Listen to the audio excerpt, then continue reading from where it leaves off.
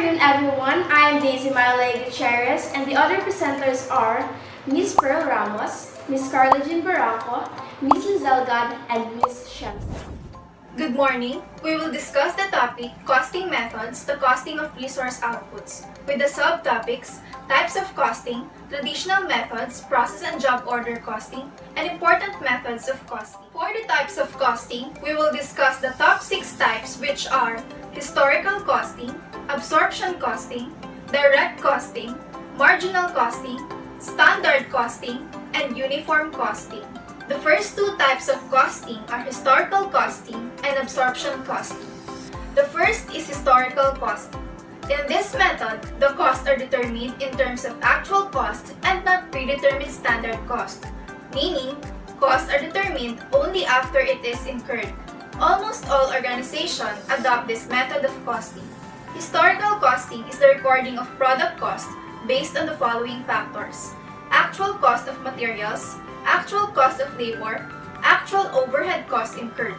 Thus, the key point in an historical costing system is that it only uses actual costs incurred. It does not incorporate any budgeted amounts or standards. This is the simplest costing method available, requiring no pre-planning or standard cost. However, it can take longer to formulate a valuation for ending inventory and the cost of goods sold, since actual costs must be compiled and allocated. The formula that will be used in historical costing is actual direct cost is equals to actual rates times actual quantities used plus actual indirect cost is equals to allocated indirect cost rates times actual quantities of the cost allocation basis. Let us consider the following example. Fred started out using historical costing when his business was small. Historical costing uses actual amounts for the direct materials and labor. Fred has no problem with that since those amounts vary based on actual work done. He allocates the overhead to products based on current information for each overhead item. So if his overhead totaled $45,000 and his shop crew worked 3,000 hours, he would allocate $45,000 divided by 3,000 or $15 per labor hour worked to each piece of furniture to cover the overhead. That is his overhead allocation rate. Fred's best-selling table and chair set uses $125 worth of materials and 3 direct labor hours to assemble at a cost of $25 per hour. His actual cost to produce a piece of furniture is direct materials cost amounting to $125 plus direct labor cost amounting to $75 plus allocated overhead amounting to $45 is equals to $245. Next is absorption costing. But before that, let us first do a recap on these first 2 types of cost which will be used in absorption costing. The first 2 types of costs are the fixed cost and the variable cost. Fixed costs do not vary with output, while variable costs do. Fixed costs are sometimes called overhead costs. They are incurred whether firm manufactures 100 products or 1,000 products. In preparing a budget, fixed costs may include rent, depreciation, and supervisor salaries. Manufacturing overhead may include such items as property taxes and insurance. These fixed costs remain constant in spite of changes in output. Variable costs, on the other hand, fluctuate in direct proportion to changes of output. In a production facility, labor and material costs are usually variable costs that increase as the volume of production increases. It takes more labor and material to produce more output, so the cost of labor and material varies in direct proportion to the volume of output. The formula in getting the total variable cost is total variable cost is equals to total quantity of output times variable cost per unit of output. For example, let us consider a bakery that produces cakes. It costs $5 in raw materials and $20 in direct labor to bake one cake, and $25 variable cost per cake. In addition, there are fixed costs of $500 for the equipment used. To illustrate the concept, here is the table.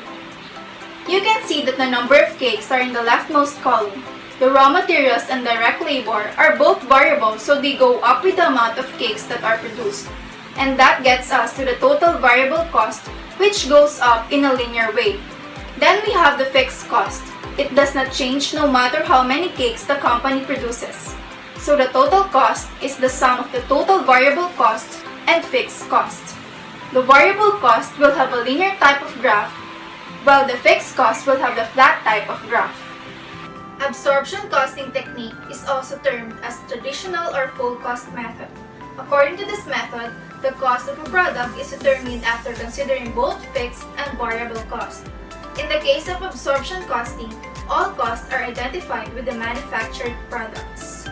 The formula that will be used in absorption costing is direct materials plus direct labor plus variable overhead plus fixed manufacturing overhead allocated.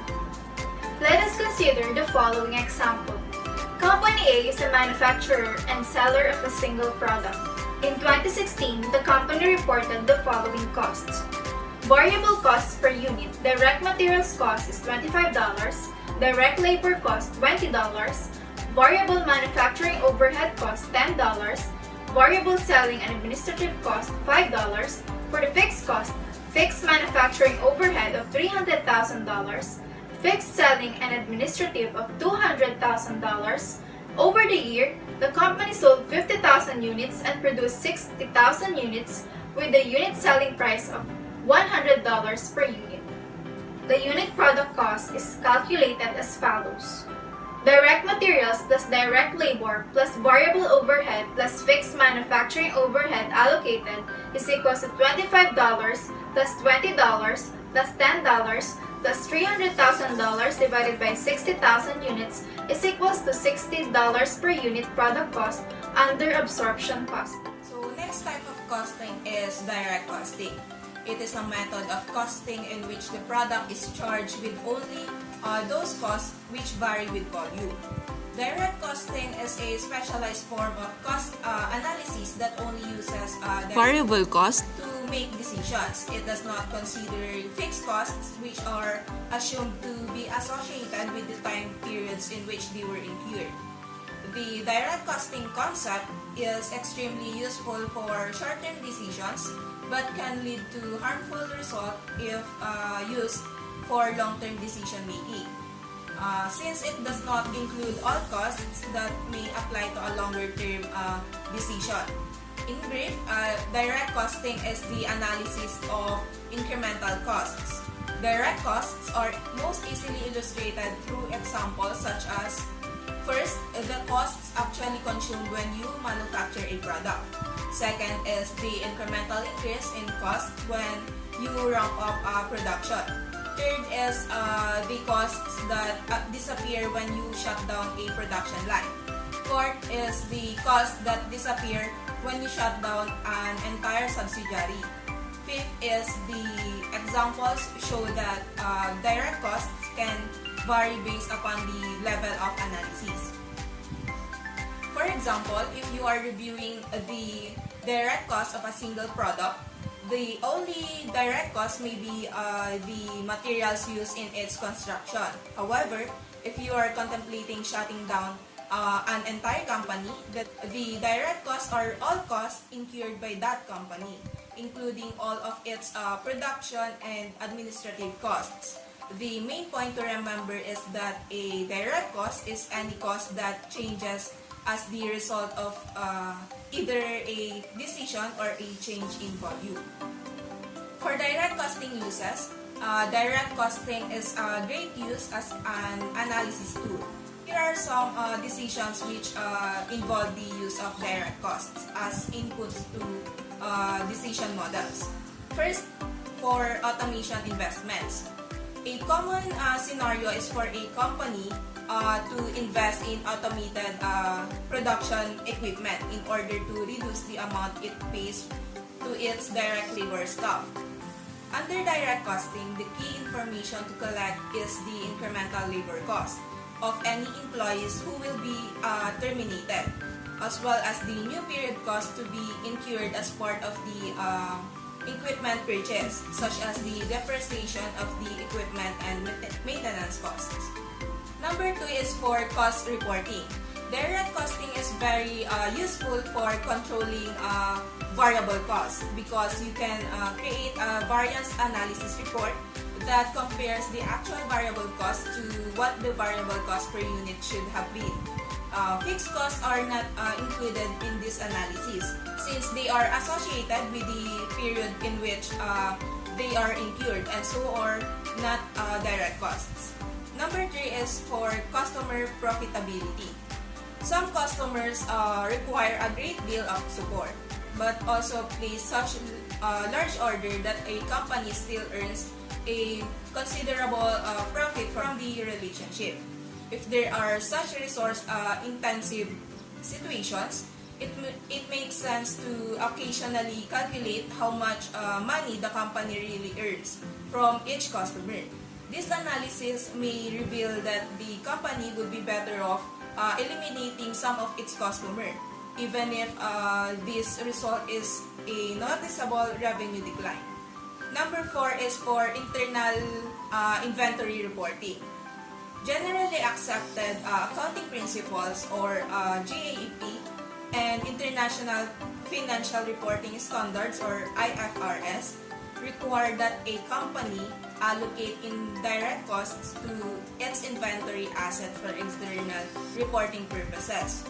Overhead allocation can require a prolonged amount of time to complete, so it is relatively common for company controllers to avoid updating the overhead allocation during reporting periods, and there will be no external reporting. Instead, they rely mostly on direct cost updates and either avoid all changes to the overhead allocation or make an approximate guess at the correct overhead allocation based on a portion of direct costs, and make a more accurate adjustments when reporting period arrives, for which the company must report financial statements to outside parties. Number 5 is for profit volume relationship. Direct costing is useful for plotting changes in profit levels as sales volume change. It is relatively simple to create a direct costing table that points out the volume levels at which additional direct costs will be incurred, so that management can estimate the amount of profit and different levels of corporate activity. And last is for outsourcing. Direct costing is useful for deciding whether to manufacture an item in-house or maintain a capability in-house, or whether to outsource it. If the decision involves manufacturing in-house or elsewhere, it is crucial to determine how many staff and which machines will actually be eliminated. In many cases, these resources are simply shifted elsewhere within the company, so there is no net profit involvement by shifting production to a supplier. For direct costing problems, direct costing is an analysis tool, but it is only usable for certain types of analysis. In some situations, it can provide incorrect results. So we have here the key issues with direct costing that you should be aware of. First is external reporting. Direct costing is prohibited for the reporting of inventory costs under both generally accepted accounting principles and international financial reporting standards.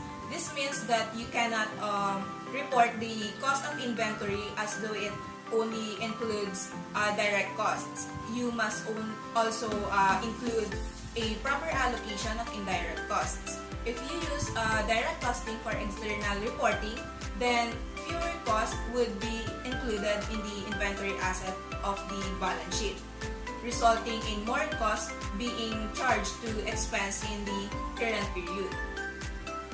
Second is increasing costs. Direct costing is sometimes targeted at whether to increase production by a specific amount in order to accept an additional customer order. For the purpose of this specific decision, the analyst usually assumes that the direct cost of the decision will be the same as the historical cost. However, the cost may actually increase. For example, if a machine is already running at 80% of capacity and the proposed decision will increase to its use to 90%, this incremental difference may very well result in a disproportionate increase in the maintenance cost of the machine. Thus, be aware that a specific direct costing scenario may contain costs that are only relevant within a narrow range. Outside of that range, costs may be substantially different. Third is indirect costs. Direct costing does not account for indirect costs because it is designed for short-term decisions where indirect costs are not expected to change. However, all costs change over the long term, which means that a decision that can impact a company over a long period of time should address long-term changes in indirect costs. Consequently, if a company uses an ongoing series of direct cost analysis to drive its pricing decisions, it may end up with an overall pricing structure that is too low to pay for its overhead costs. Fourth is relevant range. A direct costing analysis is usually only valid within the constraints of the current capacity level. It requires a more sophisticated form of direct costing analysis to account for changes in costs as sales volumes or production volume increase. Direct costing is an excellent analysis tool. It is almost always used to create a model to answer a question about what actions management should take. It is not a costing methodology for constructing financial statements. In fact, accounting standards specifically exclude direct costing from financial statement reporting. Thus, it does not fill the role of standard costing, process costing, and or job costing system, which contribute to actual changes in the accounting records. Instead, it is used to extract pertinent information from a variety of sources and aggregate the information to assist management with any number of tactical decisions.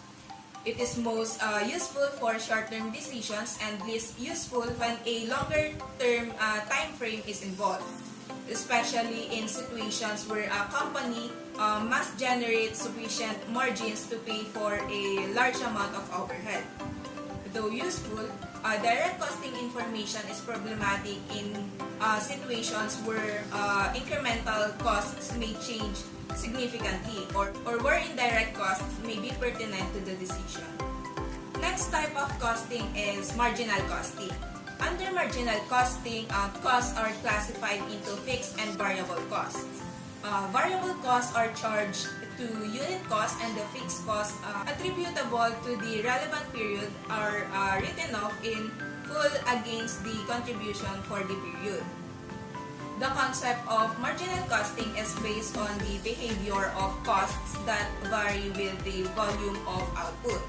Marginal costing is known as variable costing, in which only variable costs are accumulated and cost per unit is ascertained only on the basis of variable costs. Sometimes, marginal costing and direct costing are treated as interchangeable terms. The major difference between these two is that marginal cost covers only those expenses which are of variable nature, whereas direct cost may also include costs which, besides being fixed in nature, identified with cost objective. In marginal costing, it is not possible to determine the profit per unit of product because fixed overheads are charged in total to the profit and loss account rather than recovered in product costing. The contribution concept lies at the heart of marginal costing. Contribution is a pool of amount from which total fixed costs will be deducted to arrive at the profit or loss. And it is solved using this formula.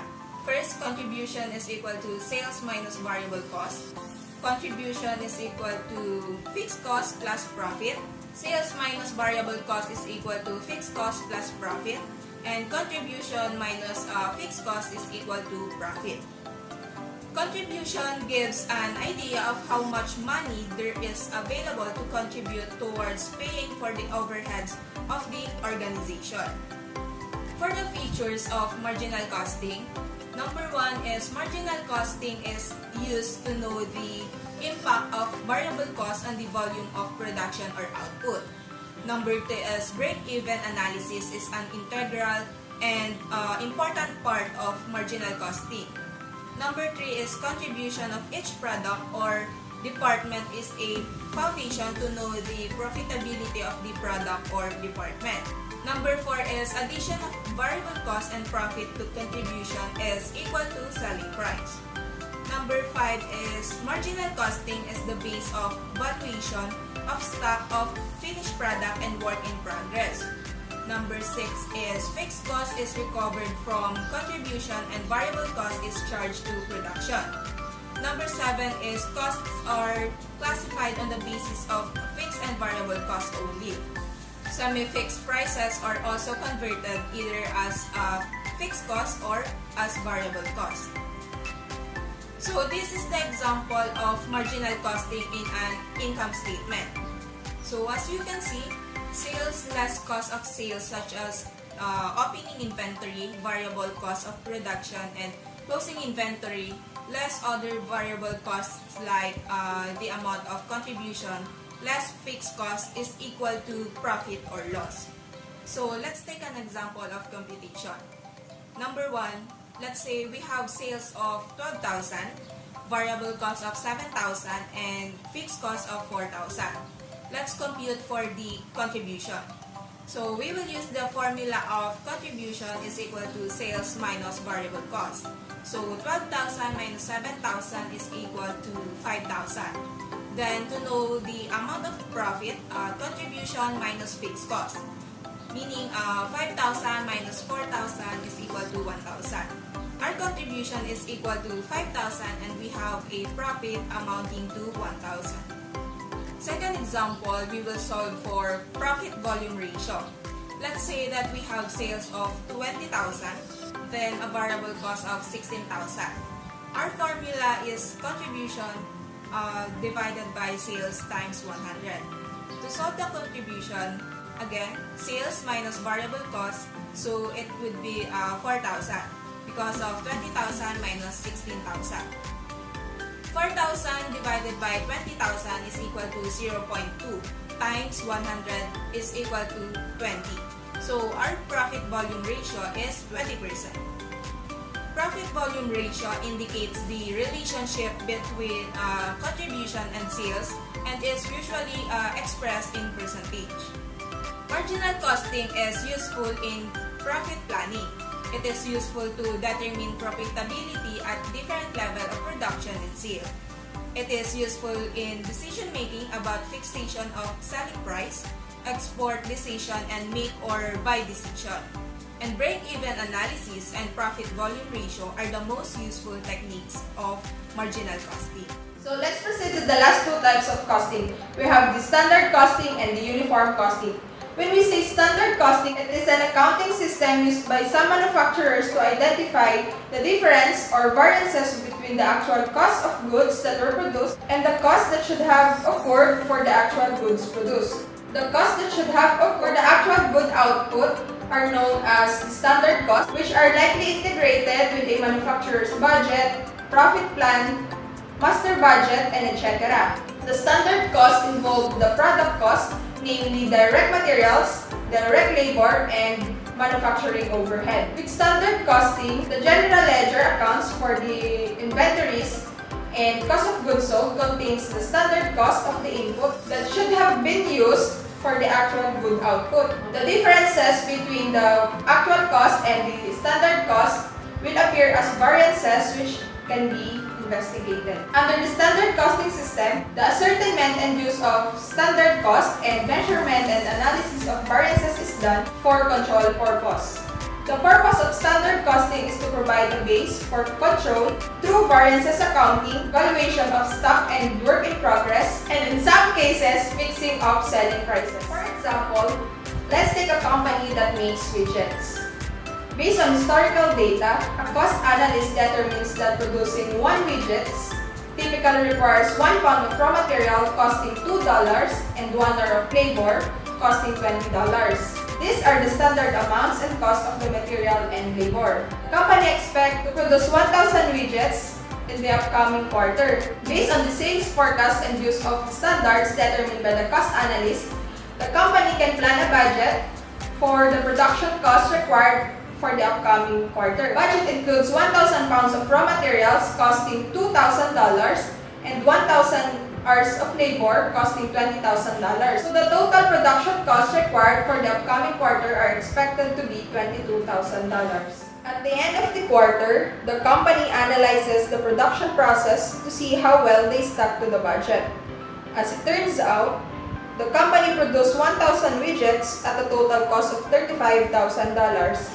Clearly, the production process turned out to be more expensive than they had planned. The cost analyst can then compare the standard budgeted cost to the actual cost to see what the differences were, and then the managers can analyze the production process to find out why the differences occurred.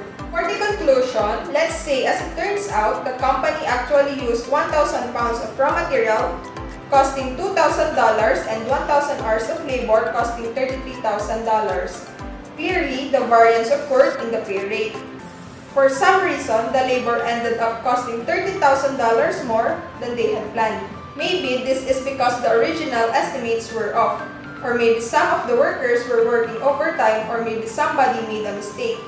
By comparing the standard cost and the actual cost, the company can analyze the situation. Then they can dig deeper to find out what went wrong. So for the last type of costing, we have the uniform costing. Uniform costing is neither a costing method like job costing or process costing, nor it is a costing system like standard costing or historical costing, but a particular system which may combine any of the costing methods and any one or more system of costing. Uniform costing is the application and use of same costing principles, procedures, and techniques by several undertakings. It means and involves that different concerns should adopt common principles and techniques so as to enable for them for a better comparison. Uniform costing is designed by the trade associations for the benefit of its members. A group of manufacturers laid down a set of uniform principles and procedures of costing to be adopted. The common method adopted by different similar industry will enable a better cost control and cost reduction. For example is the electrical industry. Baha International Private Limited, Bharat Heavy Electricals Limited, Center for Electronics Designs and Technology, and Crompton Greaves Limited are the main electrical companies. If these companies join and make a costing system in which they will use same costing methods and techniques, then it will be said that these are following uniform costing.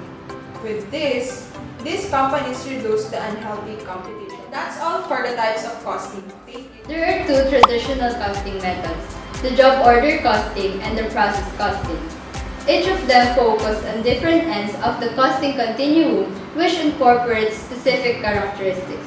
But both of them are necessary to the business if it wants them to know how much it costs them to do what they do and how much to charge their customers. On this lesson, we will be discussing process costing. So let us first have an overview about process costing. So process costing is used when there is a mass production of similar products associated with individual units of output cannot be differentiated from each other. In other words, the cost of each product produced is assumed to be the same as the cost of every other product. Under this concept, costs are accumulated over a fixed period of time, summarized and allocated to all of the units produced during that period of time on a consistent basis. There are three types of process costing: the weighted average cost, standard cost, and FIFO costing. First, on the weighted average cost, this version assumes that all costs, whether from the preceding period or the current one, are lumped together and assigned to produce units. This method is used in situations where there is no standard costing system, or where the fluctuations in cost from period to period is so slight that the management team has no need for the slight improvement in the costing accuracy, which can be obtained in the FIFO costing, which will later be discussed. Second type is standard cost. Its calculation is similar from the weighted average cost, but The standard costs are assigned to production units rather than to the actual cost. These totals are compared to actual accumulated costs, and the difference is charged to a variance account. And the last is first in, first out, or FIFO costing. FIFO is a more complex calculation that creates a layer of cost, one of any units of production that were started from the previous period but were not completed, and another layer for any production that started in the current period. To sum it up, process costing is one type of cost accounting that is widely used when the company produces mass homogeneous products. To further understand what cost accounting is all about and how it is done, we will give you some examples. After knowing the discussion about the process costing, let's move on to the steps in process costing. To determine the cost per unit in a process costing system, the specific manufacturing processes and associated expenses must first be identified. Once the processes and expenses are identified, total expenses per period must be divided by the number of units produced during that period. For the formula to get the direct material cost and conversion cost, we have the formula total expenses incurred in that period divided by total units produced. Now, let's take a look at the example. Say for instance, the ABC Wine Company crushes grapes to be used in winemaking. The company has asked you to determine the product cost per gallon for each stage of manufacture. You've been given the following information. There are two manufacturing processes, which are the crushing and packaging process. And for the expenses we have, grapes purchase cost $100,000, grape press maintenance cost $25,000, packaging supplies cost $75,000, and for the packager labor we have $50,000. And for the other information we have 50,000 gallons of units produced. First step to calculating the cost per gallon is to determine what processes each expense relates to. In this example, we have two manufacturing processes, which are the crushing process and the packaging process.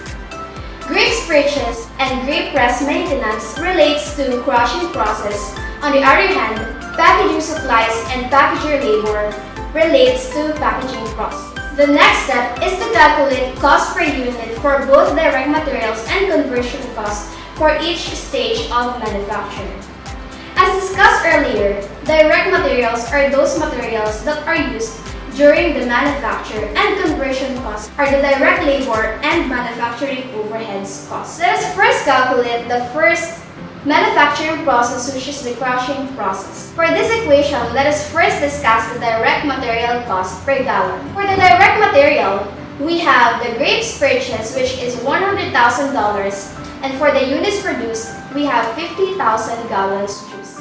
To solve it, we have 100,000 grapes purchased divided by 50,000 gallons juice is equals to $2 of direct material cost per gallon. Same goes in finding the conversion cost. For the conversion cost, we have the grape press maintenance, which costs $25,000, and again, for the units produced, we have 50 gallons juice.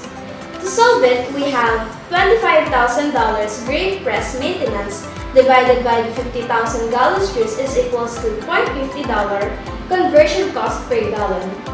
To get the total crushing cost per gallon, we will just get the sum of the direct material cost per gallon and the conversion cost per gallon. And to solve this, we have $2 of direct material cost plus $0.50 conversion cost is equals to $2.50 total crushing cost per gallon. And we're done with the first process of our example, which is the crushing process. And for our next manufacturing process, which is the packaging process, we have the following equation. The formula in the equation is same as earlier. We have to calculate for the direct material and conversion cost per unit. And for the packaging cost per unit, we have $75,000 packaging supplies divided by 50,000 gallons juice is equals to $1.50 of direct materials cost per gallon. $50,000 packager labor divided by 50,000 gallons of juice is equals to $1 conversion cost per gallon. And to get the total packaging cost per gallon, we have $1.50 direct materials cost and $1 conversion cost is equals to $2.50. Upon completion of your project, you'll be able to tell ABC Wine Company that the total cost per gallon is $5, which consists of $2 crushing direct materials, $1.50 crushing conversion cost, $1.50 packaging direct material, and $1 packaging conversion cost. And that's all for the equation of process costing. Thank you.